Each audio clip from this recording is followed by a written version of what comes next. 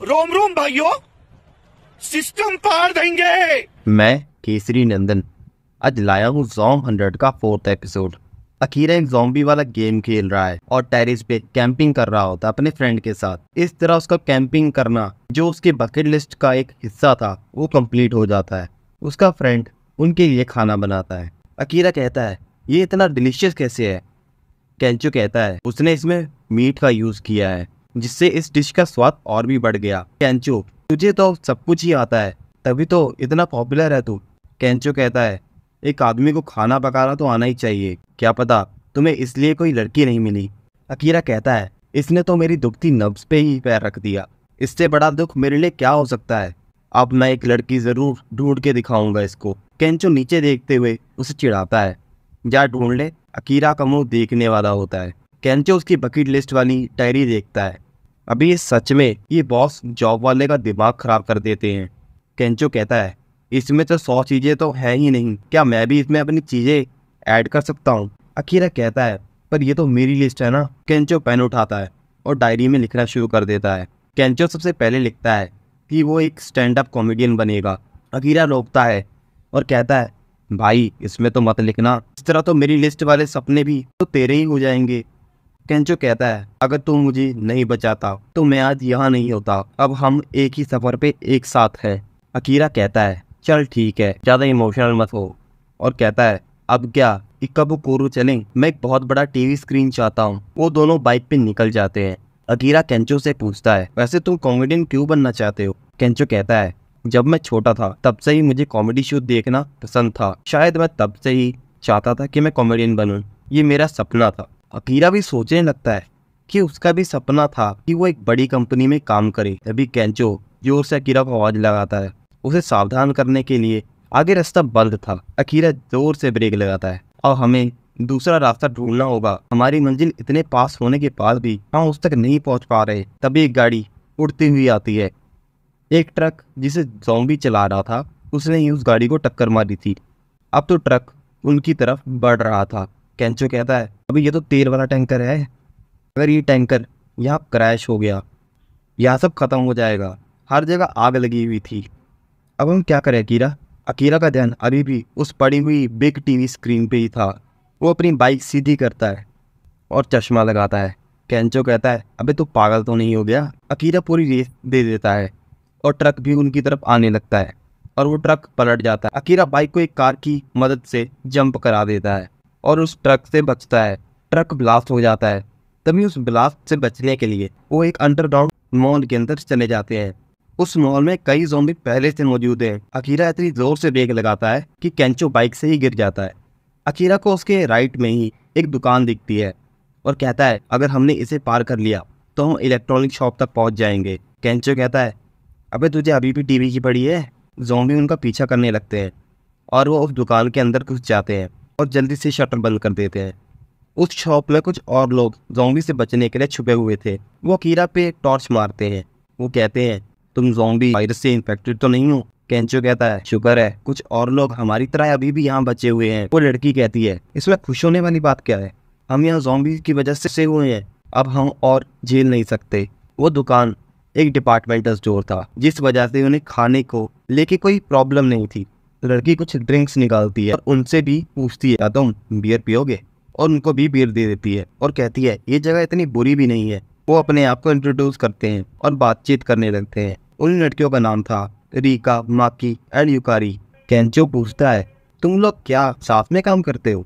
वो बताती है हमारी लास्ट फ्लाइट थी एलएक्स से और जब हम जापान पहुंचे तो ये सब हो गया। अकीरा और केंचो उनसे हैरानी से पूछते हैं इसका मतलब तुम। हाँ हम फ्लाइट अटेंडेंस है। और वो कहते हैं आज तो हमारी लॉटरी लग गई। अकीरा कहता है मैं इन फ्लाइट अटेंडेंट्स के साथ डिनर करने के इस सपने को खोना नहीं चाहता, यही उसका मौका है, पर ये सब कुछ उल्टा हो रहा था, अब तो क्या करा जाए। और वो और परेशान होने लगते हैं। अकीरा सोचता है उसे कुछ तो करना ही होगा और वो उठता है और दूसरी लड़की के पास बैठ जाता है और कहता है तुम्हारा कोई बॉयफ्रेंड तो नहीं है। सच में ये समय ऐसी बात होगा, तुम यही पूछना था। अकीरा नर्वस हो जाता है अभी मैंने सब बिगाड़ दिया। वो सोचता है केंचो मेरी मदद करेगा। अकीरा मुड़ता और देखता है केंचो तो खुद कहीं और लगा होता है। अकीरा कहता है केंचो इतने टाइम में क्लोज भी आ गए, मेरे से तो बात भी नहीं हो रही। काश मेरी पर्सनैलिटी केंचो जैसी होती। केंचो उसे देखता है। अकीरा को उसे देख के वो बात याद आती है जो केंचो ने कही थी कि वो अपने लिए लड़की भी नहीं ढूंढ सकता। अकीरा एक बॉटल उठाता है और कहता है वो इस चांस को अपने हाथ से नहीं जाने देगा, और पूरी बोतल कटक जाता है। रीका आती है और जोर जोर से हंसने लगती है और कहती है लगे रहो अकीरा। केंचो कहता है मैं भी पीछे नहीं हटूंगा, और वो कपड़े उतार के डांस करने लगता है। अकीरा वहीं बेहोश हो जाता है। अकीरा बाथरूम में उल्टियाँ करता है और कहता है मैं यहाँ भी फेल हो गया, पर मुझे खुशी है मेरे फ्रेंड ने दूसरों को इम्प्रेस कर लिया। तभी वो लड़की युकारी आती है और कहती है तुम ठीक तो हो अकीरा। अकीरा सोचता है उसके पास अभी भी एक मौका है। वो दूसरा आदमी इन्फेक्टेड होता है, उसे एक ज़ॉम्बी ने पैर पे काट लिया होता है और वो छुप के रह रहा होता है बाकियों से, और वो इस बात को छुपा रहा होता है। तभी वो आदमी ज़ॉम्बी बनने लगता है और रीका वहीं अपने टेबल पे लेटी हुई होती है और अपनी जॉब की भड़ास निकाल रही होती है। आदमी जो ज़ॉम्बी बन चुका है ऊपर उठता है और उसके ऊपर चढ़ने लगता है। वो देखती है कि वो आदमी ज़ॉम्बी बन चुका है और उस पर हमला कर देता है। वहीं अकीरा जो बाथरूम में होता है वो युकारी को थैंक्स कहता है उसके हेल्प के लिए। वो पूछता है तुम मेरे लिए इतना केयर क्यों कर रही हो। वो कहती है दरअसल तुमने अपनी लिमिट से ज़्यादा पीनी थी, इसलिए मैं तुम्हें देखने आई थी, बस और कुछ नहीं। और हाँ, मेरा बॉयफ्रेंड भी है और मुझे पता है वो जिंदा होगा और हम दोनों एक दूसरे को जल्द ढूंढ लेंगे। अकीरा का चेहरा उतर जाता है। कीरा कहता है वो लड़की सच में काफी स्वीट है। केंचो रीका को ढूंढता हुआ आता है। वही रीका भी ज़ॉम्बी बन चुकी थी। केंचो की ये देख के फट जाती है। रीका भागती है और केंचो के साथ खड़ी माँ की आंख पे हमला कर देती है। केंचो भागता है और गिर जाता है। रीका जो ज़ॉम्बी बन चुकी है उस पे हमला करने दोबारा आती है। केंचो वहीं पड़े सूटकेस से उससे मार देता है और अपने आप को बचा लेता है। वहीं अकीरा युकारी के साथ सीढ़ी पे बैठा था, कुछ बात कर रहा था। युकारी कहती है कि उसे एक बार एक आदमी ने गुस्से में फ्लाइट वेट्रेस बोल दिया था। अकीरा कहता है ये काफी बुरा है, उस चीज ने मुझे सवाल करने पे मजबूर कर दिया था, मैं ये काम क्यों कर रही हूँ। और कहती है ये जॉब मेरे लिए सपना नहीं, मेरे लिए गलती बन गई है। अकीरा भी अपनी जॉब एक्सपीरियंस को उसको बताता है और कहता है मेरे लिए एक उधार का सपना था ये, अब मैं सिर्फ अपने सपने पूरे करना चाहता हूँ। वो कहता है कि फ्लाइट अटेंडेंट बनने का सपना तुम्हारा था तो किसी के कुछ कहने से तुम्हें क्या फर्क पड़ना चाहिए। तभी पीछे से वो आदमी उस पर हमला कर देता है।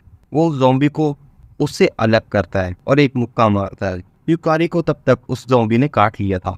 युकारी उसे चले जाने को कहती है। वो कहता है मैं तेरी बातों को सुनने के बाद ऐसे कैसे चले जाऊं। वो युकारी को गले लगाता है और रोने लग जाता है। जब मैं तुम्हारी पीठ को रब कर रही थी तब मुझे वो दिन याद आया जब मैं बच्ची थी और मेरी पहली फ्लाइट थी, तो मुझे भी एक फ्लाइट अटेंडेंट ने इसी तरह ही केयर किया था और मैं इससे बहुत खुश हुई थी और तब से ये मेरा सपना बन गया था कि मैं फ्लाइट अटेंडेंट बनूं। तभी वो ज़ॉम्बी उठ के फिर से सीढ़ियाँ चढ़ने लगता है और युकारी बता रही होती है तब से मुझे अपनी जॉब से प्यार हो गया। अकीरा इन बातों को सुन के रोने लगता है। युकारी उसे धक्का दे देती है और वो ज़ॉम्बी युकारी पे फिर से झपट्टा मारता है। अकीरा रोता रोता वहाँ से भागता है। वो उसे छोड़ के तो जाना नहीं चाहता था। केंचो उसे मिलता है। केंचो कहता है हमें भागना पड़ेगा। केंचो कहता है कि देख मुझे टीवी मिल गया, ये मैंने तेरे लिए किया है। अकीरा रोने लगता है। दोनों टीवी लेके निकलते हैं और ज़ॉम्बी भी वहाँ नहीं होते और वो बाइक पे टीवी रखते हैं और निकल जाते हैं वहाँ से। और अकीरा वापस पहुँच के गेम खेलने लगता है। अब वो काफ़ी चुप था। वो कुछ सोचता है और डायरी पे लिखता है कि वो अपने बचपन के सपनों को भी जिएगा। इस तरह ये एपिसोड खत्म हो जाता है।